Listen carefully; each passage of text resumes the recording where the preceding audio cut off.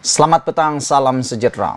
Tular di mana-mana media sosial sekarang kemarahan terhadap Muhyiddin Yassin akibat kelantangan dan terdesakannya untuk mau menang pula, sehingga beliau menggunakan isu dan sentimen agama dalam ucapannya baru-baru ini. Ini menunjukkan Muhyiddin tidak layak menjadi Perdana Menteri. Muhyiddin atau Muhyiddin tidak layak menjadi pemimpin utama di negara ini. Belum jadi Perdana Menteri sudah menggunakan isu agama dalam ucapan beliau. Muhyiddin tidak layak jadi pemimpin di negara yang berbilang kaum seperti Malaysia.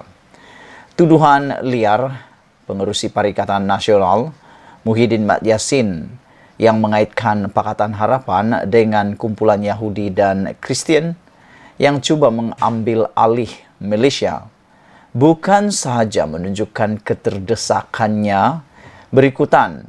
Gabungan itu kian ditolak rakyat menjelang hari pengundian esok, malah juga menunjukkan beliau bakal kalah di Pago.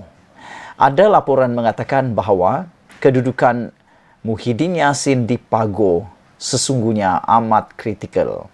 Beliau bukan saja bakal tidak menjadi Perdana Menteri, tetapi juga silap sikit Muhyiddin tidak akan menang di Pago. Kerana laporan mengatakan bahwa kehadiran mereka di dalam mana-mana ucapan atau ceramah Muhyiddin adalah amat tidak memberangsangkan berbanding dengan tempat yang dihadiri Muhyiddin di negeri lain lebih baik. Tetapi ada pula dilakukan dalam ceramah Muhyiddin berkaitan dengan tuduhan liar. Muhyiddin ini dengan ini tentunya berharap ada keajaiban saat-saat akhir bagi mengelakkan kekalahan itu. Aku hairanlah kalau hanya mengaitkan tuduhan liar seperti ini dan tiba-tiba pula dia menang, aku pun tak tahulah. Aku tak tahulah seperti apalah macam itu.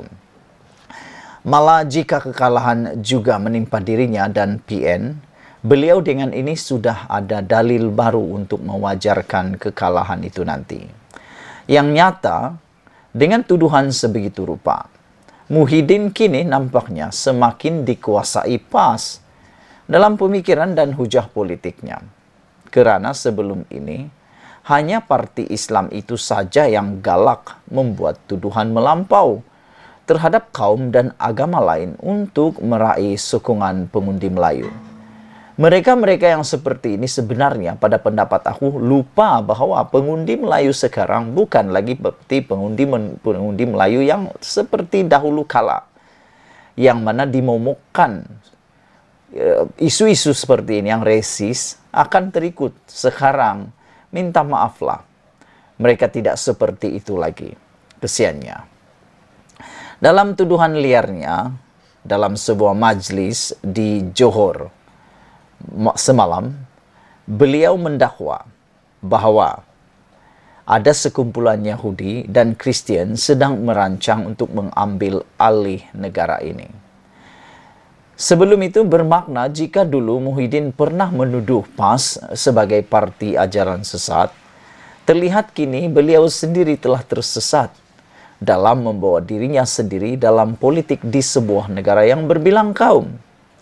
Anda sudah menonton, aku pasti dan aku percaya kamu sudah menonton video rakaman lama yang mengatakan bahwa Muhyiddin mengecop PAS itu, menuduh PAS itu sebagai ajaran sesat. Tapi sekarang ini cara berucap Muhyiddin bukan apa, dia semakin menyerupai ceramah dan ucapan PAS pula. Dulu dia kata PAS yang sesat, sekarang ini seakan-akan dia juga menjadi sesat kerana mempunyai ucapan yang sama seperti PAS. Dalam tuduhan liarnya di sebuah masjid di Johor semalam, Muhyiddin mendakwa ada sekumpulan Yahudi dan Kristen sedang merancang untuk mengambil alih negara ini. Bagi saya ini bahaya. Apakah bermakna akan berlaku proses kristianisasi? Kita sudah dengar cerita ini bukan? Di Kuala Lumpur dan di Petaling Jaya, kalau ada gereja hari Ahad, Ada juga orang-orang Melayu pergi sana. Rupanya ada masuk Kristen katanya yang mengaitkan PH dengan gerakan tersebut. Sementara itu, Majelis Gereja Malaysia yang mengecam tuduhan liar Muhyiddin yang tidak bertanggung jawab itu, malah menyifatkannya mempunyai kecenderungan untuk menimbulkan ketegangan dan persengketaan kaum dan agama di negara ini. Sebagai bekas Perdana Menteri dan pernah pula memegang jawatan Menteri Dalam Negeri, tuduhan Muhyiddin setelah hilang kuasa ini benar-benar memperlihatkannya tidak layak menjadi pemimpin di sebuah negara yang berbilang kaum dan agama seperti Malaysia. Menjadi pemimpin yang rakyatnya berbilang kaum, seseorang itu harus mempunyai perasaan kasih sayang, keadilan, dan baik hati kepada semua golongan, Melayu, bukan Melayu, Islam, dan juga bukan Islam. Serta tidak semudahnya membuat tuduhan melulu dan tanpa asas. Jika benar ada berlaku seperti yang dituduhnya itu, mengapa semasa memegang jawatan Perdana Menteri dan Menteri Dalam Negeri sebelum ini, beliau bukan saja tidak pernah bertindak, malah tidak pernah juga bersuara langsung mengenainya. Apa yang dilakukannya semasa ada jawatan? Goyang telur atau sibuk memperkaya anak dan menantu. Kenapa hanya bising setelah tiada kuasa? Berikutan, Muhyiddin sendiri telah mempamerkan dirinya tidak layak menjadi pemimpin di negara berbilang kaum.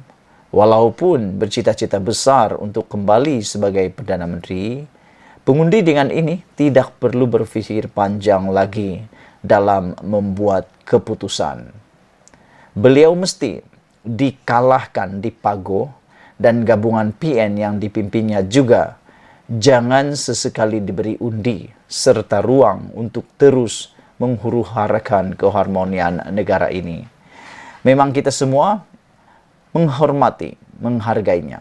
Tulisan daripada Sahbudin Husin.